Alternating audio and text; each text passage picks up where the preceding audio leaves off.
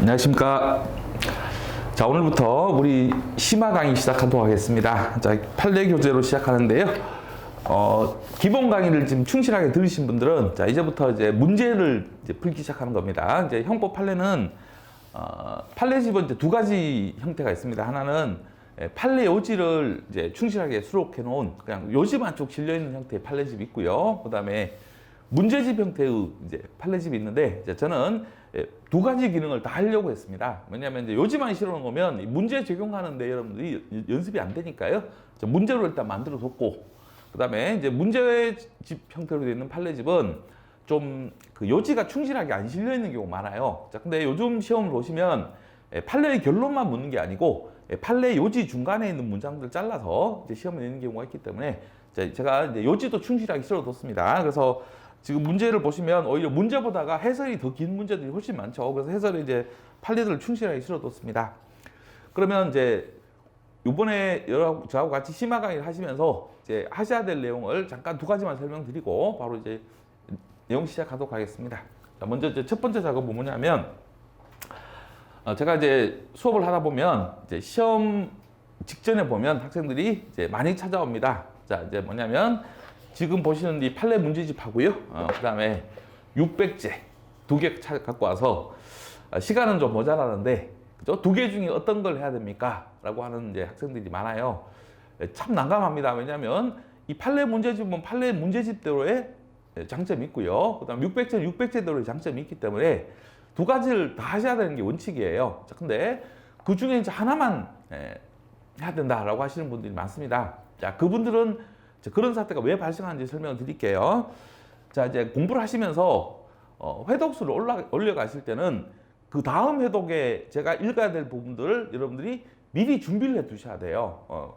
책을 1페이지부터 끝페이지까지 전부 다 보시면서 뭐 여러 번, 그죠? 5회독, 6회독 한다는 건 쉽지가 않잖아요. 그래서 처음에 이제 1회독, 2회독 하실 때 여러분들이 뒤에 이제 마무리 하실 내용을 다 정리해 두셔야 됩니다. 자, 그러면 자, 우리 이제 판례 문제 공부를 어떻게 하셨는지 설명드리겠습니다. 일단 내용 공부를 하셔야 되고요.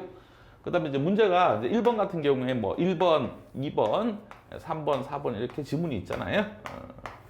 그다음 2번 문제 같은 경우에도 뭐 기역번, 니은번 이렇게 이제 지문이 나옵니다. 자, 그러면 2번 문제 전체를 맞췄다 틀렸다. 그죠? 맞췄다 틀렸다. 뭐 2번 문제 전체를 맞췄다 틀렸다. 이게 중요한 게 아닙니다. 자, 이거는 뭐 맞출 수도 있고 틀릴 수도 있는 거고요. 자, 이거는 나중에 회독수 올리는데 도움이 안 돼요. 자, 회독수를 올리시려면 어떻게 해야 되냐면 이 지문별로 체크를 하셔야 돼요. 이 지문, 1번 지문은 아는 지문, 2번 지문은 모르는 지문, 3번 지문은 뭐 맞춘 지문, 4번은 틀린 지문 이런 식으로 표시를 하셔야 됩니다. 자, 2회독 하실 때 또 표시를 하세요. 그죠? 또 3회독 하실 때 또 표시를 하십니다. 자, 그러면 나중에 여러분들이 시험 직전에요. 제가 생각하기에는 한 달 정도가 적당하다고 생각하시는데 한 달 정도 전에는 이런 지문들은 안 보는 겁니다. 왜냐하면 이런 지문들은 3번을 풀었는데 3번 다 맞춘 지문이잖아요. 그죠? 그러면 그건 여러분들이 확실하게 알고 있는 지문이에요. 그러니까 이런 지문들까지 마지막에 책을 1페이지부터 다 보려고 하니까 시간이 많이 걸리는 거잖아요. 그래서 이렇게 표시된 것도 있잖아요. 그죠? 계속 틀리는 지문 아니면 한 번은 틀렸다가 한 번은 맞췄다 이렇게 이제 여러분들이 정확하게 잘 모르는 지문 이런 지문들만 모아서 보시면 선배들 얘기 합격해 나간 선배들 얘기를 들어보면 이 책은 이렇게 두껍지만 이런 지문들만 보면요 이틀에 봤다는 학생들도 많아요. 뭐 어떤 맨 마지막 막판에 시험 직전에는 하루에도 그냥 전체를 다 훑어볼 수 있다고 하는 겁니다. 그렇게 준비를 해 두셔야 나중에 회독수를 올릴 수 있어요. 자, 그 다음에 2번 지문도 마찬가지로 이렇게 표시를 해 주셔야 되고요. 자, 그 다음에 또 하나 이제 하셔야 될 게 뭐냐면 판례 문장이 길잖아요. 그 긴 부분 중에 여러분들이 1회독 할 때는 원칙적으로 다 읽어보시는 게 원칙이고요. 그 다음에 이제 1회독 하실 때 2회독 준비를 해 두셔야 돼요. 내가 다음 회독에는 이 부분은 중요한 부분이고 내가 제대로 정리가 안 돼 있으니까 다시 봐야 되겠다라고 하고 책에다가 표시를 해 두셔야 됩니다. 다음 회독에 읽을 때요. 그 다음에 2회독 할 때는 또 3회독 할 때 읽을 부분을 표시를 하시고 그렇게 해서 회독수를 올릴 때 여러분들이 미리 다음 부분 다음에 공부해야 될 내용들을 미리 뭐죠? 체크를 해 두셔야 돼요. 1페이지부터 끝페이지까지, 그 다음 해설까지 다 읽어가면서 이 책을 뭐 4회독, 5회독 간다는 것은 그렇게 쉽지가 않아요. 그 설명을 드리는 거고요. 그 다음에 지금 기본 강의를 들으시고 심화 강의로 넘어오셨잖아요. 그러면 기본 강의 들었을 때 내가 공부한 내용이 얼마나 맞는지를 체크하셔야 되잖아요. 자, 그러니까 이 교재를 보실 때는 바로 뭐죠? 문제를 풀어보셔야 돼요. 문제를 풀어보시고 맞춘 부분하고 틀린 부분들 정확하게 체크를 하셔서 지금 기본 강의 때 들은 내용이 지금 현재까지 남아있는 부분하고, 그 다음에 기본 강의 때 들은 부분이 완전히 날아간 부분도 있을 거고요. 그 다음에 기본 강의 때 들은 부분이 어렴풋이 기억은 나는데 아직 확실치 않은 경우가 있잖아요. 그런 경우들 여러분들이 체크를 해주셔서 지금 이 수업하면서 보충해야 될 부분들 다시 같이 정리하셔야 됩니다. 그리고 뭐 선택사항이지만 그렇게 하시면 더 좋겠지만, 안 하셔도 어쩔 수 없지만 기본서를 같이 보셔야 돼요. 기본서를 같이 옆에 놓고요. 이 논점 문제 푸시다가 그 논점에 대해서 정확하게 이제 개념이 안 잡혀 있을 때는 기본서를 잠깐 살짝 보시고 그 부분에 대한 개념을 다시 잡고 이제 문제 한번 푸시고, 그런 식으로 해 가시면 될 것 같습니다. 그래서 이제 수업이 보통 뭐 4시간 하루에 진행이 된다면, 자, 여러분들은 총론 기준으로는 40페이지를 먼저 풀어보시면 될 것 같고요. 강론 같은 경우는 50페이지를 풀어보시고 그렇게 정리하시면 될 것 같아요. 자, 그다음에 자, 이번에는 제가 이제 해설 부분에 중요하게 읽어야 될 부분들을 색깔을 달리해서 이제 들어가 있거든요. 그래서 해설 부분을 나는 전체는 다 읽을 시간이 도저히 안 되겠다라고 하시는 분들은 제가 이제 고딕으로 처리해서 색깔을 달리해서 이제 2도로 들어간 부분 있잖아요. 그 부분만 여러분들이라도 꼭 읽어주시고 가셔야 됩니다. 그 부분은 꼭 읽으셔야 돼요. 그렇게 정리하시면 되겠습니다. 자, 먼저 그러면 이제 1번 문제, 죄형법정주의부터 보도록 하겠습니다. 자, 그럼 1번 문제는 2014년도에 기출된 문제를 기반으로 한 겁니다. 한 지문 빼놓고는 다 그때 지문인데요. 자, 같이 정리하고 가도록 하겠습니다. 자, 죄형법정주의 첫 번째 원칙, 법률주의에 관련된 내용입니다. 자, 범죄와 형벌에 관한 사항을 정할 때는 법률로 정해야 된다고 하는 거죠. 자, 이 법률은 당연히 문자화되어 있는 성문의 법률이어야 되고, 그래서 불문법으로는 범죄와 형벌에 관한 형사처벌규정을 만들 수가 없습니다. 자, 그 다음에 이 법률이라고 하는 의미는 형식적 의미의 법률을 말한다 그랬잖아요. 헌법부터 시작해서 법률, 뭐 명령, 규칙 이런 것들을 크게 부를 때는 다 법률이라고 부르지만, 여기서 말하는 법률은 이름 자체가, 형식 자체가 법률인 거, 국회에서 정하는 법률로 정해야 된다고 하는 거죠. 자, 이게 이제 첫 번째 내용입니다. 자, 그러면 첫 번째 지문 바로 보시면 되겠죠. 자, 죄형법정주의 원칙은 범죄와 형벌을 입법부가 제정한 형식적 의미의 법률로 규정하는 것을 내용을 한다라고 되어 있잖아요. 그래서 이것이 이제 형식적 의미의 법률이라는 거 확인하시면 되겠습니다. 자, 그러면 지금 범죄와 형벌에 관한 사항을 정할 때는 형사처벌 규정을 만들 때는 반드시 법률에다 만들어야 돼요. 자, 그러면 이제 어떤 경우가 있냐면, 법률에는 형사처벌 규정을 전혀 만들지 않고요. 아무런 위임 없이 그냥 명령이나 규칙에다가 형사처벌 규정을 만드는 거예요. 자, 이거는 절대 안 됩니다. 이건 어떤 경우에도 허용될 수 없습니다. 이건 절대 안 되고요. 자, 가능한 경우는 어떤 경우냐면, 일단 법률에다가 중요한 내용을 정하고요. 자, 이 자세하고 세부적인 내용까지 다 법률에 정할 수 없기 때문에 세부적이고 자세한 내용은 명령이나 규칙에다가 정하라고 위임을 할 수 있어요. 위임을 할 수 있습니다. 그런데 이 위임도 예외적인 현상이잖아요. 왜냐하면 법률에 정해야 될 것을 그 법률에 정하지 않고 명령이나 규칙에다 정하는 거니까 그 위임도 예외적인 경우예요. 그럼 위임을 하려면 위임을 할 수 있는 요건이 갖춰져 있어야 돼요. 자, 첫 번째로 뭐냐면, 일단 법률에 자세히 정할 수 없는 부득이한 사정이 있어야 됩니다. 뭐 법률에 자세히 정할 수 있으면 자세히 정해야 되잖아요. 그 법률에 자세히 정할 수 없는 부득이한 사정이 있어야 돼요. 자, 그러면 이제 조금 이따가 문제 풀 때요, 구체적인 판례에서 이제 법률주의 위반이 아니다, 죄형법정 위반이 아니다라고 하는 판례들은 전부 요걸 체크하시는 겁니다. 법률에 자세히 정할 수 없는 부득이한 사정이 있으니까 이건 어쩔 수 없이 명령이나 규칙에다 위임할 수밖에 없다. 이 개념을 자꾸 잡아가셔야 돼요. 자, 그러면 요거는 기본 강의 때 설명드렸잖아요. 두 가지죠. 하나는 뭐냐, 아주 세부적이고 전문적인 사항. 자, 그것을 이제 법률에 다 정할 수 없으니까 명령이나 규칙에다가 위임할 수밖에 없는 거고요. 자, 또 하나는 판례 표현이 시간적 적응의 한계라고 되어 있잖아요. 빨리빨리 바꿔줘야 될 내용들.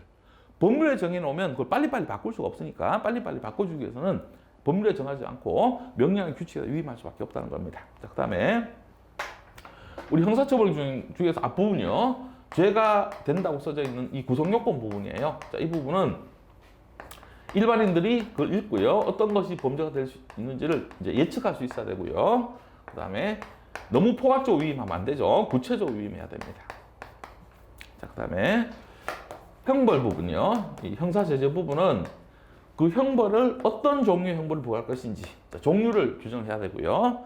그 다음에 얼마만큼 부과할 건지, 자, 이걸 상한과 폭이라고 하는데 판례는 상한과 폭이라고 표현하고요. 학자들은 범위라고 표현해요. 같은 말이죠. 상한과 폭이 결국 범위니까 자, 범위를 정해둬야 됩니다.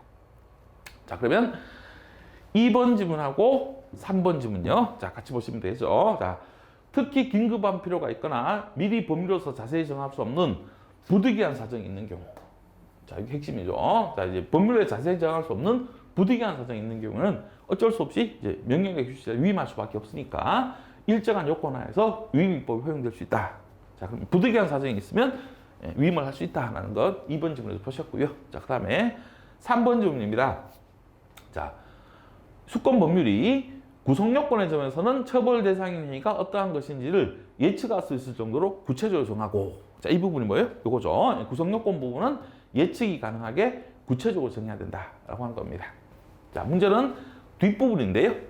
형벌의 점에서는 형벌의 종류만을 명확히 규정한 걸 전제로 위임입법이 허용된다고 했는데, 아까 설명드릴 때 형벌의 종류만 정하면 된다 그랬어요? 아니면 범위도 정해야 된다 그랬어요? 범위도 정해야죠. 형벌의 종류만 정하는 것은 종류만을 명확히 규정한 것 전제로 위임법 허용된다라고 하면 틀린 지문이고요. 자, 그럼 위임법의 요건까지 보셨고, 자, 그 다음에 4번 지문입니다. 굉장히 길게 되어 있는 지문인데요. 자, 이것은 2017년도에 나온 전원합의체 판결 좀 바로 뒤에 2번 문제 기획본 지문에서 바로 보실 내용하고 연결되어 있는 내용이에요. 자, 일단 이제 또 설명을 드려야 될 게 뭐냐면 이거잖아요. 자, 지금 이 명령이나 규칙은 원래는 형사처벌중을 명령이나 규칙이 만들 수 없는데 법률이 위임을 해줘서 만드는 거예요. 그러면 이 명령이나 규칙은 법률이 시킨 대로 해야 될 거 아니죠? 위임의 범위를 지켜줘야 됩니다. 위임의 범위를 준수해야 된다 이렇게 얘기하죠. 자, 위임의 범위를 준수해야 된다는 얘기는 뭐냐면 이 명령이나 규칙이 법률보다가요 국민에게 더 불리하면 안 돼요. 하위 법규가 상위 법규보다가 더 불리한 사항을 규정하면 그건 뭐죠? 재형보초 위반으로서 무효입니다. 자, 그 내용 확인하시면 되겠습니다. 자, 그러면 지금 좀 전에 설명드린 내용을 이 부분하고요, 이 부분을 지금 4번 판례, 길게 나와 있는 판례에서 다 설명하고 있는 겁니다. 자, 일단 여기까지요, 앞부분입니다. 여기까지가 뭐냐면 아까 설명드렸던 형사처벌 규정은 법률에다가 정해야지 법률에 전혀 정하지 않고 명령이나 규칙에다 정할 수는 없다라고 하는 내용이에요. 자, 보겠습니다. 자, 법률의 시행령은 모법인 법률 위임 없이 법률이 규정한 개인의 권리 의무에 관한 내용을 변경 보충하거나 법률에서 규정하지 아니한 새로운 내용을 규정할 수가 없다. 자, 명령이나 규칙은 법률이 위임한 내용만 정해야지 위임하지도 않은 새로운 내용을 정할 수는 없다. 자, 이게 바로 첫 번째 부분이고요. 자, 뒷부분은 아까 설명드렸던 위임의 범위를 준수해 줘야 된다는 거예요. 자, 법률의 시행령이 형사처벌에 관한 규정을 규정하면서 명시적인 위임 범위를 벗어나서, 자, 그럼 위임의 범위를 벗어났다는 얘기는 위임의 범위를 준수하지 않았다는 얘기고요. 처벌 대상을 확장하는 거예요. 자, 불리해지는 거죠. 불리해지는 것은 재형법정지 원칙에 의무한 것이기 때문에 위임법 한계를 벗어난 것으로 무효다라고 하는 겁니다. 자, 그러면 법률주의에 관련된 기본적인 요지들은 다 보셨고요. 자, 그럼 이제 구체적인 판례들을 보겠습니다. 자, 2번 문제 보시면 기획본인데요. 자, 지문이 상당히 길게 되어 있는데요. 자, 이 문제는 2017년도에 나온 전원합의체 판결이고 18년도 우리 경찰 채용시험에서는 일반 공채에서 시험에 나온 건 아니고요.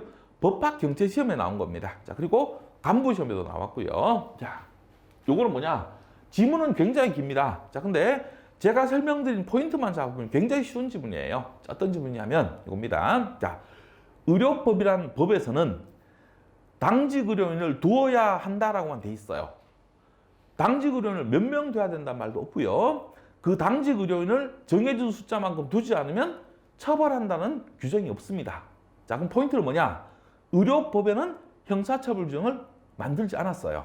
자, 근데 의료법 시행령이 당직 의료인을 몇 명 둬야 된다. 자, 그 숫자만큼 당직 의료인을 두지 않으면 형사처벌을 한다라는 규정을 만들어버린 거예요.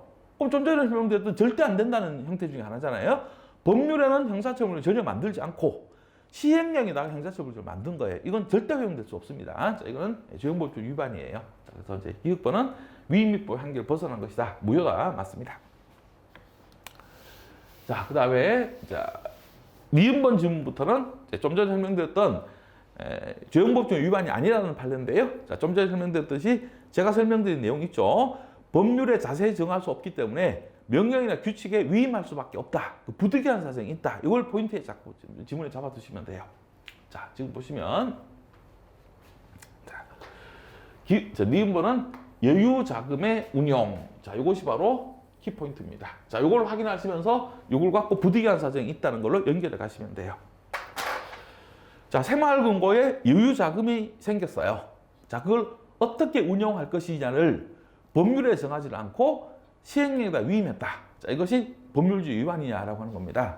자, 이건 법률주의 위반이 아니죠. 자, 왜냐하면 자, 여러분들 개인적으로 생각해 볼게요. 자, 여러분들이 여유 자금이 생겼어요. 자, 그럼 그 여유 자금을 운용하기 위해서 그죠? 주식에 투자할 건지, 부동산을 살 건지, 뭐 요즘 연끌해서 부동산 막 다 투자하시잖아요. 아니면 뭐 주식도 지금 빚내서 투자하는 분들 많잖아요. 그러면 경제 상황에 따라서 부동산 경기가 좋으면 부동산 쪽으로 투자하는 거고요. 주식이 좋으면 주식에다 투자하는 거고, 채권이 좋으면 채권에 투자하는 거고, 그 경제 상황에 따라서 다르게 해야 되잖아요. 그죠? 그걸 법률에다 딱 정해놓고 뭐 주식에만 투자해라, 그죠? 부동산에 투자해라 이렇게 정해놓을 수 없는 거잖아요. 자, 그래서 그 상황에 맞게 빨리빨리 판단할 수 있게끔 시행령에다 위임했다고 하더라도 자, 이건 조형법규 위반이 아니다라고 하는 게 자, 바로 니은번 지문입니다.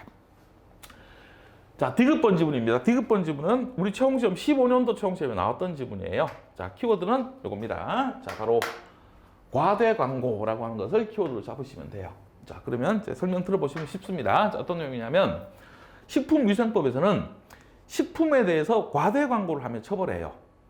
자, 그러면 식품별로 어디까지는 처벌받지 않는 허용되는 광고, 어디서부터는 처벌받는 과대 광고인지 기준을 정해줘야 될 거 아니죠? 자, 근데 세상에 식품이 한두 종류의 수만 종류. 그럼 그 수만 종류에 대한 식품의 광고 기준을 법률에 다 자세히 다 정해놔라. 불가능하잖아요. 그죠? 자, 그래서 시행령에다 위임할 수밖에 없고요. 그 시행령에다 위임했다고 하더라도 조형법규 위반이 아니다라고 하는 게 바로 디귿번 판례입니다.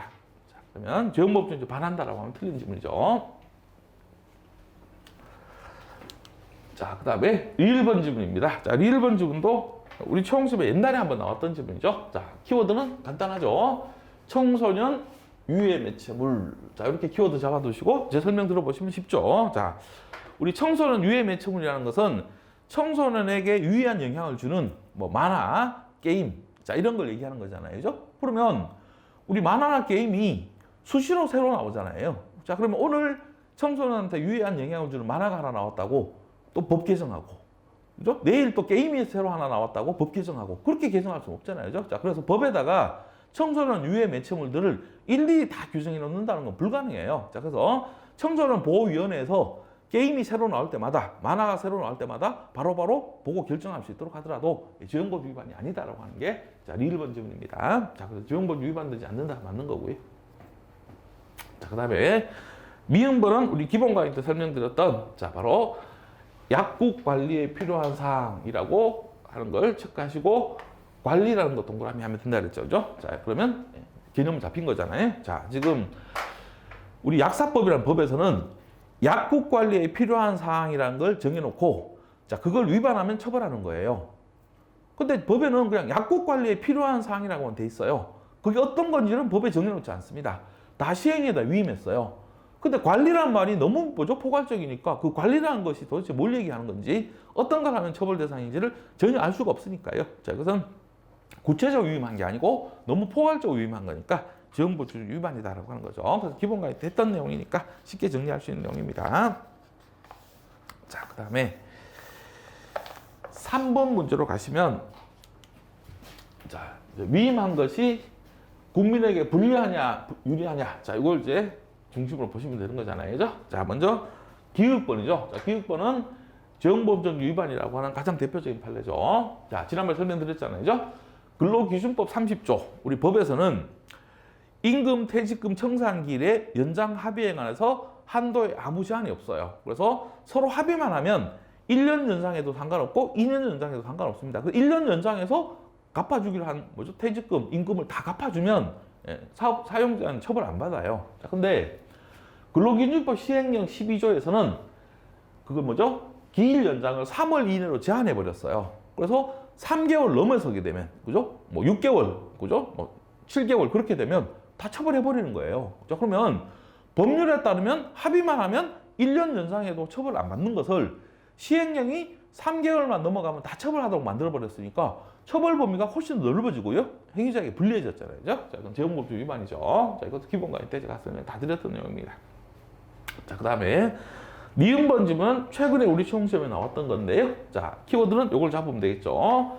게임 머니 및 이와 유사한 것. 여기다 키워드 잡으면 되죠. 자, 게임 머니 및 이와 유사한 것. 이게 뭐냐면 우리 불법 게임장에서 자, 우리 손님들한테 지급하는 수단을 얘기하는 거예요. 자, 이거는 빨리빨리 바뀌기 때문에 법률에 정해놓으면 안 되고요. 시행령에다 빼놓고 변화에 따라서 빨리빨리 바꿔줘야 돼요.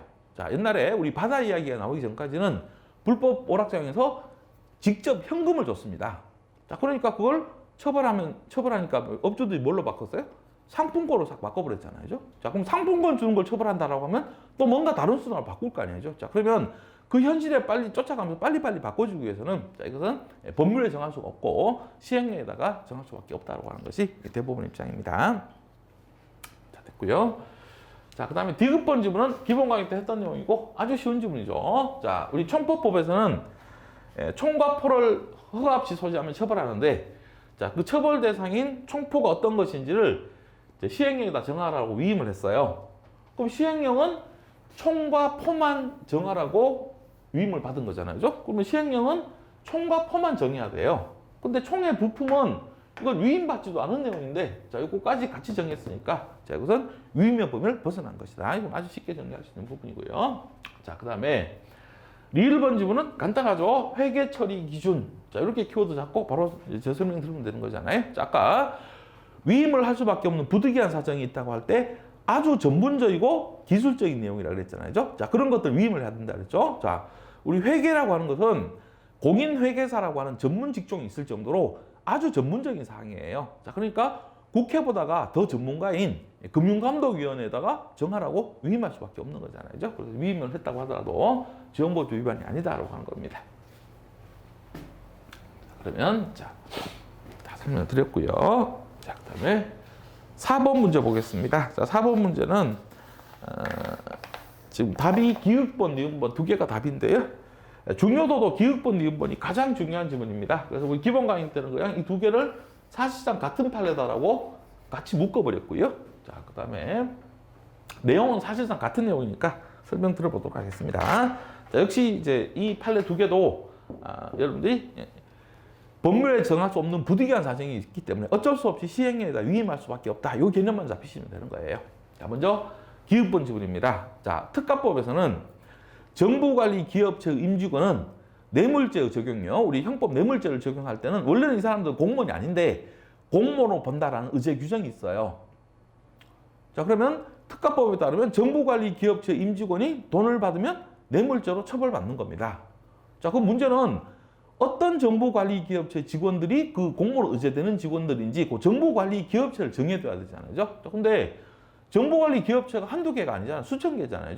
수시로 생기고 수시로 없어져요.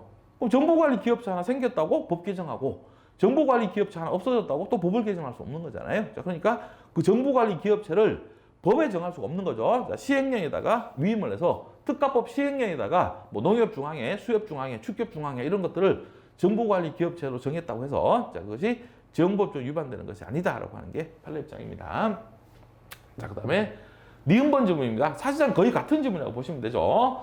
공공기관 운영에 관한 법률을 보면 공기업 임직원 중에서 공무원이 아닌 사람은 형법 129조 뇌물죄죠. 뇌물죄 적용에서는 공무원을 본다. 자, 그러면 이제 공공기관 운영에 관한 법률에 따라서도 공기업 임직원이 돈 받으면 뇌물죄가 되는 거예요.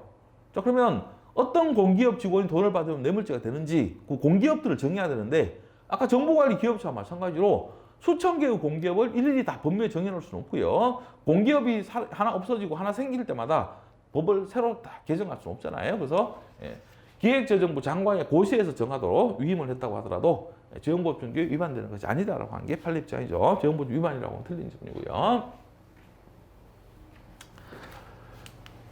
자, 그 다음에 자, 디귿번입니다. 디귿번은 뭐 키워드 자체에 딱 답이 나와 있는 거죠. 자, 뭐냐면 간판의 규격과 같은 세부적이고 기술적인 사항이에요. 자, 답이네요. 자, 우리 공직선거법에 따르면 이제 선거 기간에 설치가 허용되는 광고판이 있고요.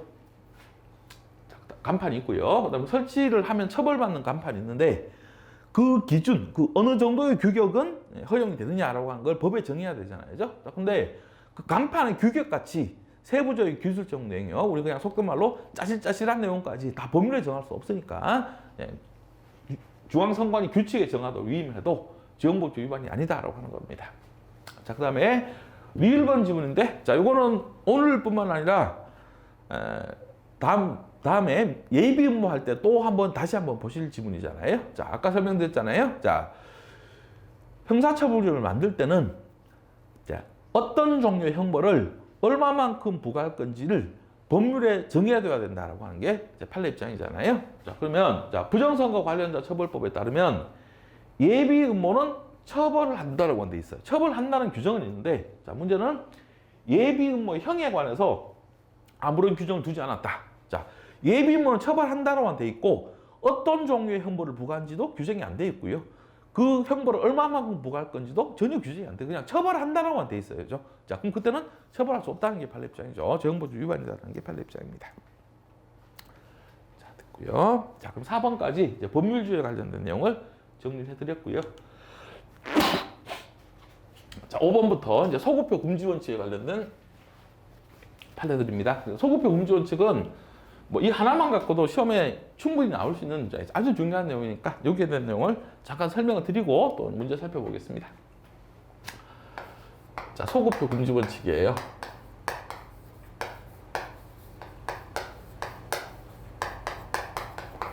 개념 자체는 쉽지 않네요. 어렵진 않네요. 그죠? 소급표는 허용될 수 없다. 소급표는 금지된다.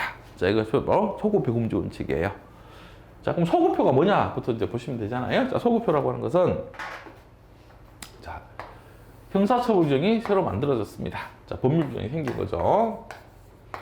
자, 그럼 형사에 관한 법률규정은 이 법률규정이 생기면 그 법규정이 시행된 이후의 행위요. 그 법이 만들어진 이후의 행위만 처벌 대상이 되는 겁니다. 자, 이 피고인 행위가 이 법률규정이 생기기 전의 행위예요. 자, 그러면 그 법이 있지도 않았던 과거로 거꾸로 적용하는 거잖아요. 자, 이걸 우리가 소급표라고 하는 거고요. 자, 이 소급표는 허용할 수 없다라고 하는 것이 소급표 금지 원칙입니다. 형법에서 가장 중요한 원칙 중에 하나예요. 자, 왜냐하면 이 재형법정주의 기능은 일반인들이 형사처벌에 정해진 행위만 처벌 대상이고 형사처벌에 정해지지 않은 행위는 절대 처벌하지 않는다. 이걸 보장해 주는 게 바로 재형법정주의예요. 근데 이 소급표를 인정해버리면 현재는 처벌준이 없지만 나중에 언제 형사처벌이 새로 생길지 모르잖아요. 그죠? 그러면 현재 살고 있는 사람이 나중에 어떤 법이 생길 것까지 다 대체해서 할 수는 없잖아요. 그죠? 자, 그러니까 이 새로 만들어진 규정을 과거에 거꾸로 적용하는 것. 이것은 절대 허용할 수 없다는 게 바로 형사의 대원칙인 소급표 금지 원칙이에요. 자, 그러면 1번 지문도 우리 채용시험 기출지문, 2번 지문도 우리 채용시험 기출지문이에요. 자, 보셔야 됩니다. 자, 1번은 쉽네요. 그죠? 자, 게임산업 진행 법률과 동법 시행령의 개정으로 게임머니 환전할선 재매 명업행위를 처벌하게 되었던 바. 자, 국어 능력만 있으면 되죠? 무슨 뜻이죠? 법률과 시행령이 바뀌면서 처벌규정이 새로 생겼다라는 뜻이죠.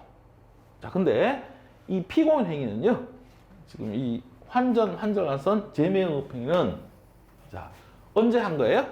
시행일 이전에 한 거네요.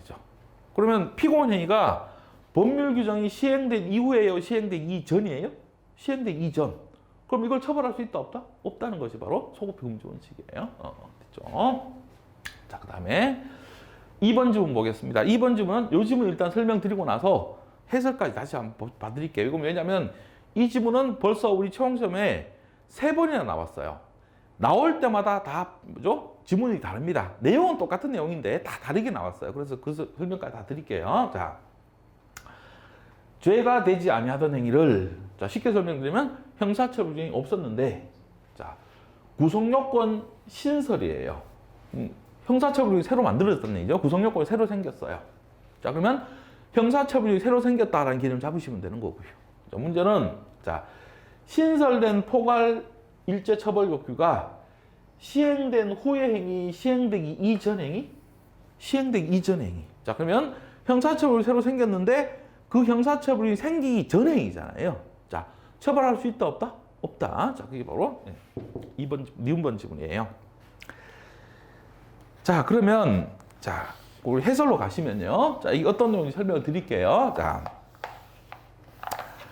우리 강론 이제 기본 강의할 때 제가 설명드렸어요. 자 요즘은 워낙 이제 성범죄가 상습적으로 이제 범해지는 경우가 많기 때문에 예전에는 없었습니다. 2010년도에요. 2010년도에 자 이걸로 설명드릴까요? 2010년도에 상습강간죄, 상습강제추행죄예요. 자, 이제 성범죄에 대한 상습범 규정이 2010년도에 새로 생겼어요. 자, 그럼 2010년도에 생긴 상습강간죄, 상습강제추행죄는 법이 시행된 후의 행위, 2010년도 이후에 상습강간하고 상습강제추행한 건 처벌할 수 있겠지만 2010년도 이전에 상습강제추행을 했어요. 이 규정으로 처벌할 수 있어 없어? 없어요. 처벌할 수 없다는 겁니다. 자, 처벌하는 것은 죄형법적 위반이고요. 그 다음에 2010년도 이전에는 상습강제추행죄가 없었잖아요. 그럼 강제추행을 여러 번 한 사람을 강제추행죄로 처벌할 수 있는 거예요. 그럼 강제추행죄에 관한 소추 조건도 구비가 돼야 된다는 겁니다. 상습강제추행죄가 적용되지 않기 때문에 강제추행죄로 처벌해야 되기 때문에 그 소추 조건도 강제추행죄에 관한 것이 구비가 돼야 된다라고 한 게 판례 입장이에요. 그래서 제가 거기 해설에 있는 거기 부분 중에서 앞부분하고 뒷부분까지 다 설명을 드려서 정리해 드렸습니다. 자, 그 다음에요.